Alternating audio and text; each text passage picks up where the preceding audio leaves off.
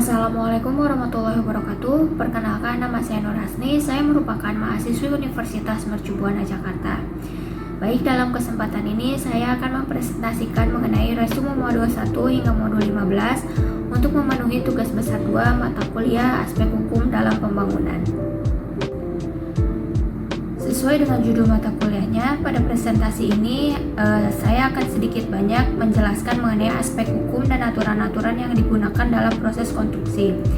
Karena untuk sebuah proyek menengah ke atas tentunya dibutuhkan dokumen-dokumen pelengkap proyek untuk mencegah masalah yang mungkin saja datang di kemudian hari. Oke, untuk menghemat waktu, saya akan mulai pada pokok pembahasan modul pertama. Pada modul pertama ini terdapat 4 pokok bahasan.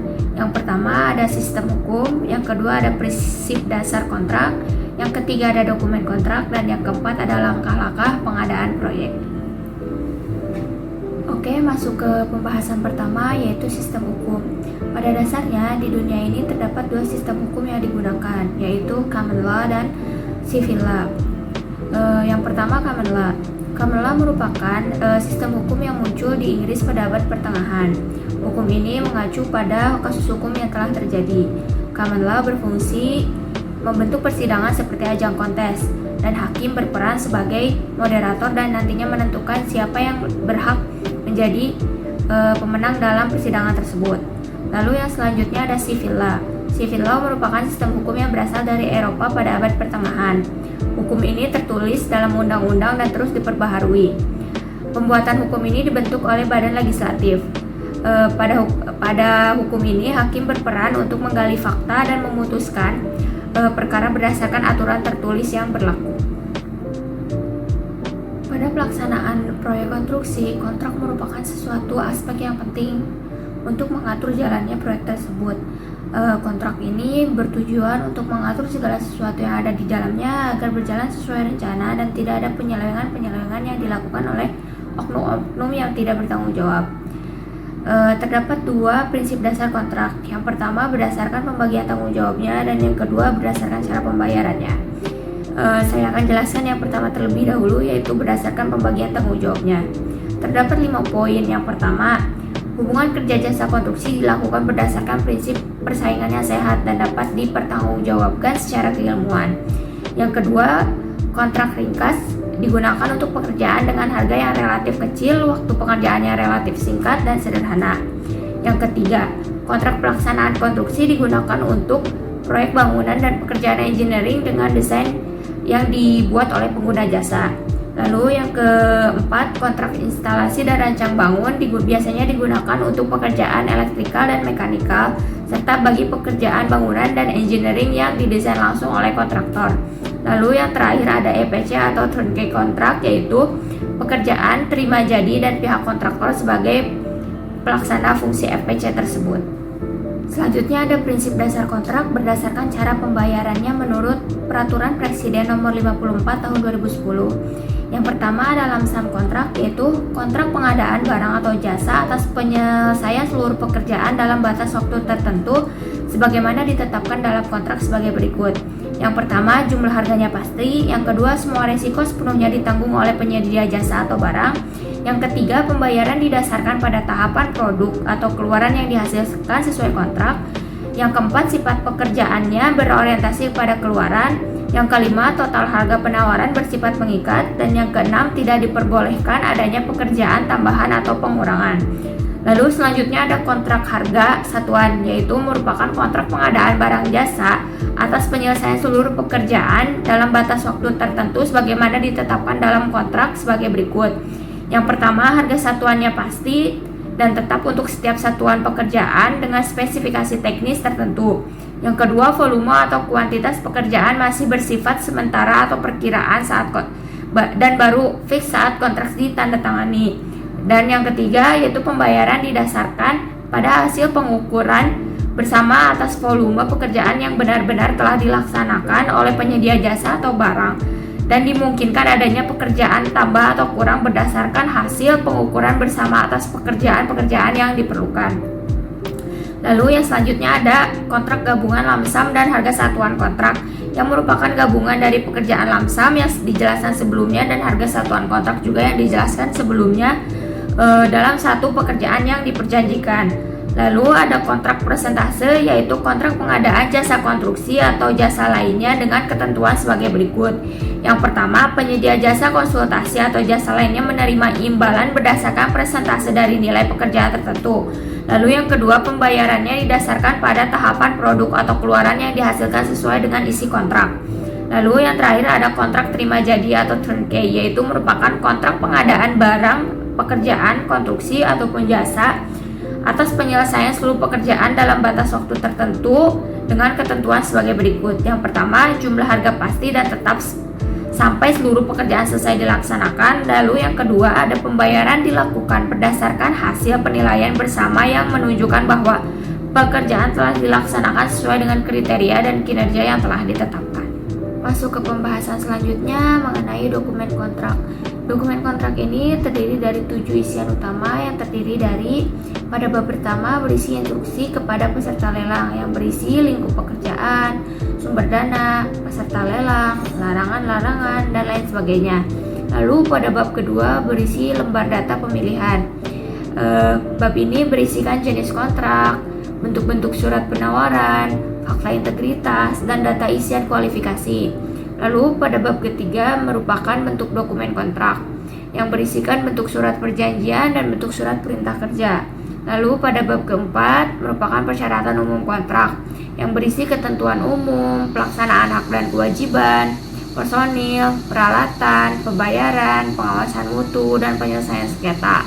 Lalu pada bab 5 berisikan syarat-syarat khusus kontrak yang berisi persyaratan yang spesifik pada kontrak yang akan dikerjakan. Lalu pada bab ke-6 berisikan spesifikasi yang berisikan ketentuan teknis dan gambar mengenai detail spesifikasi dan gambar untuk pelaksanaan di lapangan. Lalu pada bab 5 berisikan data kuantitas dan data harga. Bab ini berisikan daftar harga satuan dari keseluruhan material, pekerja, alat bahan, dan lain sebagainya. Pembahasan selanjutnya yaitu langkah-langkah pengadaan proyek. Berikut ini adalah beberapa langkah dasar yang dilakukan dalam pengadaan barang dan jasa, yaitu yang pertama ada perencanaan pengadaan, merupakan penentuan apa yang diperlukan, meliputi deskripsi lengkap dari persyaratan teknis, kualitas, jadwal, biaya, serta ketentuan lainnya.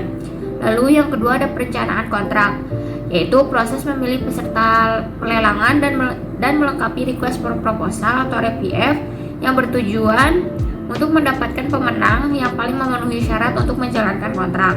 Lalu yang ketiga ada permintaan respon dari pemasok, di mana peserta pelelangan yang telah mendapatkan RPF melakukan evaluasi terhadap persyaratan yang disebutkan di dalam RPF tersebut, kemudian menyiapkan proposal berdasarkan persyaratan tersebut. Lalu yang keempat pemilihan pemasok. Dalam proses evaluasi ini dilakukan analisa kelebihan dan kekurangan proposal pelelangan berdasarkan persyaratan yang telah disebutkan di dalam RPF. Lalu yang kelima ada manajemen kontrak yang bertujuan untuk memastikan bahwa seluruh persyaratan teknis dan non teknis yang disebutkan di dalam kontrak dilaksanakan dengan baik. Lalu yang keenam ada penutupan kontrak, yaitu penutupan ini dilakukan apabila keseluruhan kegiatan telah selesai dilaksanakan dan tidak ada masalah berarti dalam penyelesaian. Dapat dilihat pada bagian di sini, ini merupakan komponen-komponen dokumen lelang, di mana komponen pertama yaitu undangan untuk ikut lelang, lalu komponen nomor 2 yaitu persetujuan lelang, dokumen nomor 4 yaitu pokok-pokok persetujuan, dokumen nomor 5 yaitu syarat-syarat umum, dokumen nomor 6 yaitu syarat-syarat khusus, dokumen nomor 7 yaitu lingkup proyek, dan dokumen 8 yaitu gambar desain dan engineering, di mana dokumen tersebut disiapkan oleh pemilik proyek. Lalu untuk komponen nomor 3 yaitu proposal, disiapkan oleh pemilik proyek namun diisi dan diselesaikan oleh peserta lelang. Lalu komponen nomor 9 yaitu addendum, merupakan hasil interaksi atau diskusi antara pemilik dan peserta sebelum penandatanganan kontrak. Masuk ke pokok pembahasan modul 2 yang akan sedikit menjelaskan mengenai kontrak kerja konstruksi yang ada di Indonesia dan kontrak kerja konstruksi yang digunakan di seluruh dunia. Yang pertama yaitu kontrak kerja konstruksi yang ada di Indonesia. Yang pertama ada Undang-Undang Jasa Konstruksi nomor 2 tahun 2017. Lalu yang selanjutnya ada Undang-Undang nomor 24 tahun 2009. Lalu yang ketiga ada Undang-Undang Nomor 11 Tahun 2020 tentang Cipta Kerja. Lalu yang keempat ada Peraturan Pemerintah Nomor 22 Tahun 2020. Perubahan ketiga atas Peraturan Pemerintah Nomor 29 Tahun 2000 tentang penyelenggaraan jasa konstruksi. Lalu yang terakhir ada Peraturan Presiden Nomor 12 Tahun 2021. Peraturan Presiden Republik Indonesia Nomor 12 Tahun 2021 tentang pengadaan barang dan jasa. Berikut ini juga terdapat beberapa kontrak kerja konstruksi yang umum digunakan di luar negeri. Yang pertama ada JCT, yaitu Joint Contract Tribunal yang diperkarasai oleh RIBA atau Royal Institute of British Architects, dan NFBTE atau National Federation of Building Trade Employers. Lalu yang kedua ada NEC atau New Engineering Contract yang banyak digunakan di Hong Kong. Lalu ada ICC atau International Chamber of Commerce dengan ICC Model Contract. Lalu ada FIDIC atau Federasi Insinyur Konsultan Internasional dengan Rainbow Series-nya. Lalu ada Australian Standard General Condition of Contract. Selanjutnya ada SIA atau Singapore Institute of Architects dengan Condition of Contract-nya. Lalu yang terakhir ada Public Sector Standard Condition of Contract yang umum digunakan oleh pemerintah Singapura. Masuk ke pokok pembahasan modul 3 dan modul 4 mengenai pengguna jasa dan penyedia jasa. Yang pertama ada pengguna jasa. Pengguna jasa adalah orang atau badan yang berperan memberi pekerjaan kepada layanan jasa konstruksi dan adalah pihak yang tercantum dalam kontrak kerja konstruksi. Adapun hak yang menjadi hak pengguna jasa adalah memperoleh hasil dari jasa konstruksi tersebut. Lalu adapun yang menjadi kewajiban pengguna jasa adalah memenuhi kebutuhan yang diperjanjikan, memberikan pengesahan terhadap desain, menyediakan fasilitas, meminta laporan pekerjaan. Lalu yang terakhir, pada waktu tertentu pengguna jasa bertanggung jawab atas bangunan yang telah didirikan. Lalu yang selanjutnya ada penyedia jasa. Penyedia jasa adalah orang atau badan yang berperan memberi layanan kepada pengguna jasa konstruksi yang tercantum dalam kontrak kerja konstruksi. Adapun yang menjadi hak penyedia jasa adalah memperoleh informasi dan imbalan jasa yang telah dikerjakannya. Adapun kewajiban pengguna jasa yaitu melaksanakan layanan jasa konstruksi, menyiapkan penawaran, mengkoordinasi dan mengendalikan kegiatan konstruksi, lalu membuat laporan pekerjaan untuk diserahkan kepada pengguna jasa atau owner. Lalu yang terakhir melaksanakan pekerjaan sesuai dengan gambar rencana hingga tuntas dan sesuai kontrak. Masuk ke pokok pembahasan modul 5 yaitu mengenai FIDIC kontrak dan NEC 3 kontrak. Yang pertama FIDIC. FIDIC merupakan asosiasi konsultan engineer yang ada di seluruh dunia. Adapun tujuan FIDIC ini antara lain yang pertama menjadi otoritas internasional yang diakui tentang isu-isu yang berkaitan tentang praktik terbaik rekayasa konsultan. Lalu yang kedua secara aktif mempromosikan standar etika dan integritas yang tinggi antara pemangku kepentingan. Lalu yang ketiga ada meningkatkan citra yang baik untuk rekayasa konsultasi, dan yang keempat adalah mempromosikan dan mendorong pengembangan profesional muda di industri teknik konsultasi. FIDIC ini sendiri telah menerbitkan beberapa bentuk kontrak standar yang disajikan dalam sebuah buku yang bisa disesuaikan dengan jenis kontrak yang digunakan. Buku-buku tersebut diantaranya adalah Green Book yang menjelaskan mengenai short form of contract, lalu ada Red Book yang menjelaskan mengenai condition of contract, ada Yellow Book yang menjelaskan mengenai plan and design build, lalu ada Silver Book yang menjelaskan mengenai turnkey project, lalu ada Gold Book yang menjelaskan mengenai build and operate, lalu ada Subcontract Condition yang menjelaskan mengenai condition of subcontract. Selanjutnya ada NEC project. Kontrak NEC dikenal sebagai New Engineering Contract yang diterbitkan pada tahun 1993, merupakan terobosan dari kontrak bangunan dan teknik yang ada yang ditulis dalam bahasa yang sederhana dan dirancang dengan pendekatan manajemen yang baik. Lalu edisi keduanya yang disebut NEC Engineering and Construction Contract muncul 2 tahun kemudian bersama dengan Professional Service Contract dan Adjudicator Contract dalam bentuk ringkas dan subkontrak. Lalu setelah 1 dekade NEC dimunculkan kontrak NDC3 pada tahun 2005 yang termasuk di dalamnya adalah term service contract dan framework contract. Lalu di tahun 2010 terbitlah supply contract. Dan pada April tahun 2013 diperbarui dan diperbesar menjadi 39 dokumen termasuk kontrak singkat layanan profesional yang telah dipilih oleh Asosiasi Manajemen Proyek. Masuk ke pokok pembahasan modul 5 yaitu mengenai kontrak konstruksi menurut Undang-Undang Jasa Konstruksi Nomor 2 Tahun 2017. Undang-Undang Republik Indonesia Nomor 2 Tahun 2017 tentang jasa konstruksi terdapat beberapa poin-poin yang menjelaskan dan menegaskan bagian tersebut. Yang pertama, pasal 1 menjelaskan mengenai definisi kontrak konstruksi yang merupakan keseluruhan dokumen kontrak serta aturan yang mengatur hubungan antara pengguna dan penyedia jasa. Lalu yang kedua ada pasal 46 yang menjelaskan mengenai pengaturan hubungan kerja antara pengguna jasa dan penyedia jasa. Kontrak kerja konstruksi dapat mengikuti perkembangan kebutuhan yang dilaksanakan sesuai dengan ketentuan peraturan perundang-undangan. Lalu yang ketiga, pasal 47 menjelaskan mengenai uraian terkait hal-hal yang terdapat di dalam kontrak kerja konstruksi, hak dan kewajiban dari pengguna dan penyedia jasa yang telah disepakati. Lalu ada pasal 48 mengenai layanan jasa perencanaan harus memuat ketentuan tentang hak kekayaan. Untuk kegiatan pelaksanaan jasa konstruksi dapat memuat ketentuan tentang subpenyedia jasa serta pemasok bahan, komponen bangunan atau peralatan yang harus memenuhi standar yang berlaku. Lalu yang kelima ada pasal 49 yang menjelaskan mengenai ketentuan mengenai kontrak kerja konstruksi sebagaimana dimaksud pada pasal 47. Berlaku juga dalam kontrak kerja konstruksi antara penyedia jasa dan penerima dan subpenyedia jasa. Lalu yang keenam ada pasal 51 menjelaskan mengenai kontrak kerja yang harus dibuat dalam bahasa Indonesia. Jika ada kerjasama dengan pihak asing, maka dokumen harus dibuat dalam dua bahasa, yaitu bahasa Indonesia dan bahasa Inggris. Lalu yang ketujuh ada pasal 51 yang menjelaskan lebih lanjut kontrak kerja konstruksi di pasal-pasal sebelumnya. Masuk ke pokok pembahasan modul 7 yang menjelaskan mengenai kegagalan bangunan dan penyelesaian sengketa. Yang pertama mengenai kegagalan bangunan. Adapun pihak yang bertanggung jawab dijelaskan pada pasal 60. Yang pertama, dalam hal penyelenggaraan jasa konstruksi tidak memenuhi standar keamanan, keselamatan, dan kesehatan dan keberlanjutan sebagaimana dimaksud pada 59, pengguna jasa atau penyedia jasa dapat menjadi pihak yang bertanggung jawab terhadap kegagalan bangunan.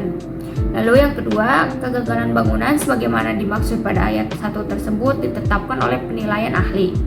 Yang ketiga, penilaian ahli sebagaimana yang dimaksud pada ayat 2 ditetapkan oleh menteri. Nomor 4, menteri harus menetapkan penilaian ahli dalam waktu paling lambat 30 hari kerja terhitung sejak diterimanya laporan mengenai terjadinya kegagalan bangunan tersebut. Adapun pihak bertanggung jawab yang dijelaskan pada pasal 63 antara lain, penyedia jasa wajib mengganti atau memperbaiki kegagalan bangunan sebagaimana dimaksud pada pasal 60 ayat 1 yang disebabkan oleh penyedia jasa. Jangka waktu dan pertanggungjawaban kegagalan bangunan dijelaskan. Lalu ada pasal 65 yang menjelaskan mengenai penyedia jasa wajib bertanggung jawab atas kegagalan bangunan dalam jangka waktu yang telah ditentukan sesuai dengan rencana umur konstruksi. Lalu yang kedua, dalam hal rencana umur konstruksi sebagaimana dimaksud pada ayat 1 lebih dari 10 tahun terhitung sejak tanggal penyerahan akhir layanan jasa konstruksi.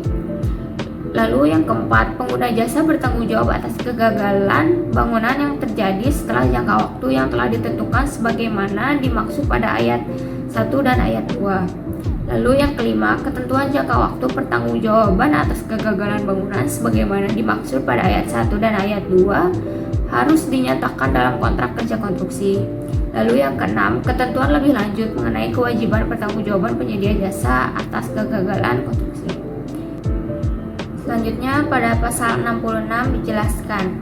Pertama, pengguna jasa atau pihak lain yang dirugikan akibat kegagalan bangunan dapat melaporkan terjadinya kegagalan bangunan tersebut kepada menteri.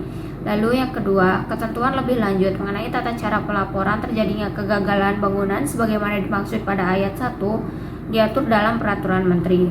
Masuk ke pokok pembahasan modul 8 hingga modul 10, yaitu mengenai klaim konstruksi. Pada umumnya, klaim konstruksi dibagi menjadi dua, yaitu extension of time atau perpanjangan waktu dan kompensasi biaya. Untuk perpanjangan waktu, penyedia jasa dapat mengajukan tambahan waktu pelaksanaan atau tambahan kompensasi dari pengguna jasa, atau beberapa konsesi seperti pengurangan dari persyaratan teknis atau spesifikasi bahan.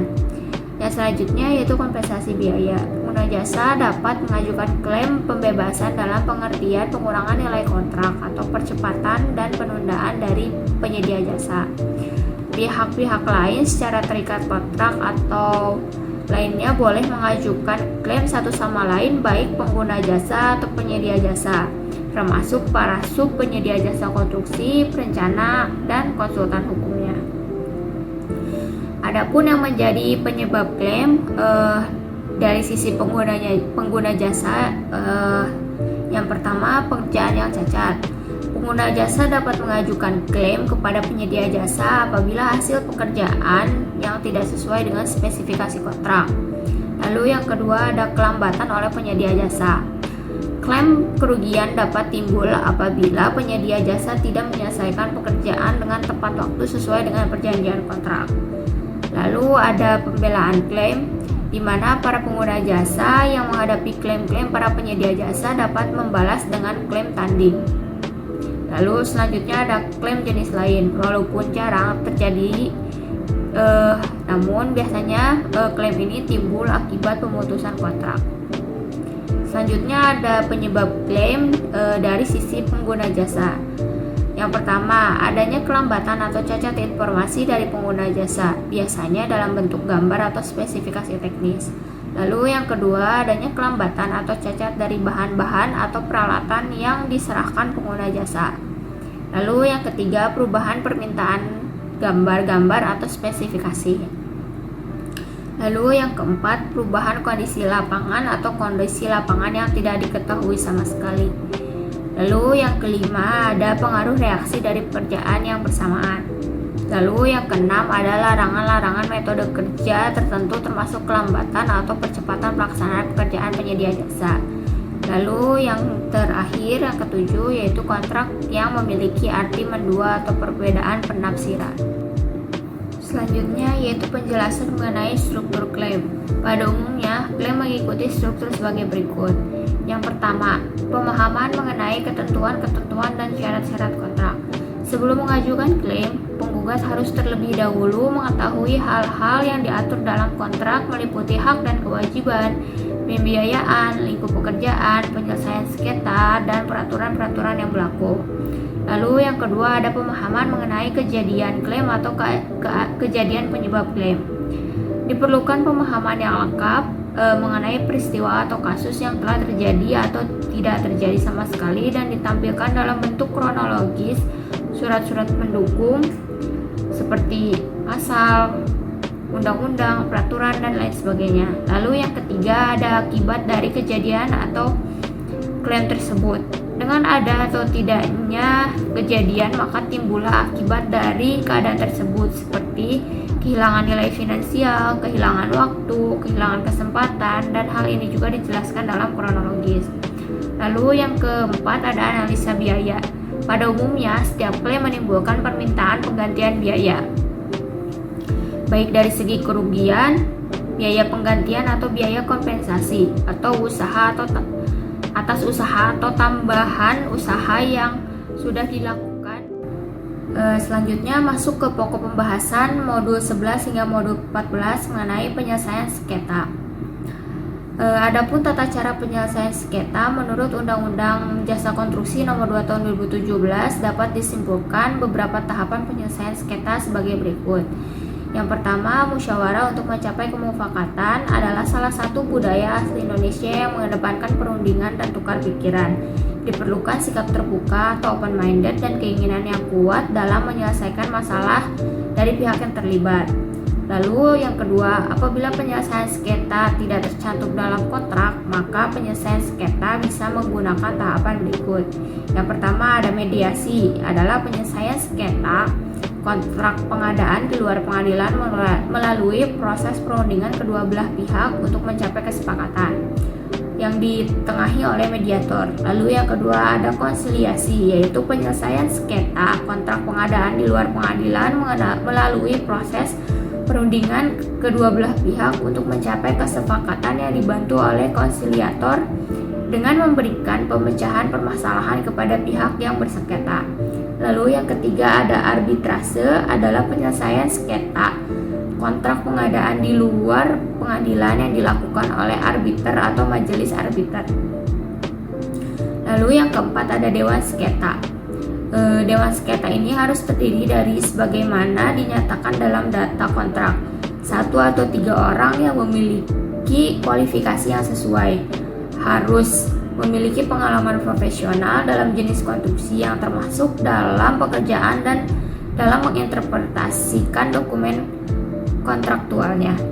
Di sini dapat dilihat perbandingan penyelesaian sengketa, bisa dilihat kelebihan kekurangannya dan bisa dibandingkan sendiri mana yang cocok untuk digunakan untuk proyek sengketa proyek yang sedang dihadapi.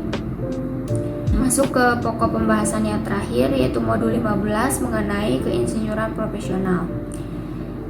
Keinsinyuran adalah kegiatan teknik yang menggunakan kepakaran dan keahlian berdasarkan penggunaan ilmu pengetahuan dan teknologi untuk meningkatkan nilai tambah dan daya guna serta berkelanjutan dengan memperhatikan keselamatan, kesehatan, kemaslahatan, serta kesejahteraan masyarakat dan kelestarian lingkungan. Insinyur adalah seseorang yang mempunyai gelar profesi di bidang keinsinyuran. Program profesi insinyur adalah program pendidikan tinggi setelah program sarjana untuk membentuk kompetensi keinsinyuran.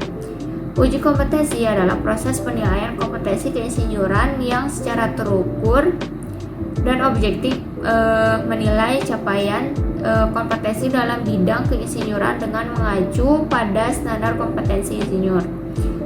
Surat tanda registrasi insinyur adalah bukti tertulis yang dikeluarkan oleh Persatuan Insinyur Indonesia kepada insinyur yang telah memiliki sertifikasi kompetensi dan diakui secara hukum melalui praktik keinsinyuran. Pengguna keinsinyuran adalah pihak yang menggunakan jasa insinyur berdasarkan ikatan hubungan kerja. Pemanfaatan keinsinyuran adalah masyarakat yang memanfaatkan hasil kerja keinsinyuran.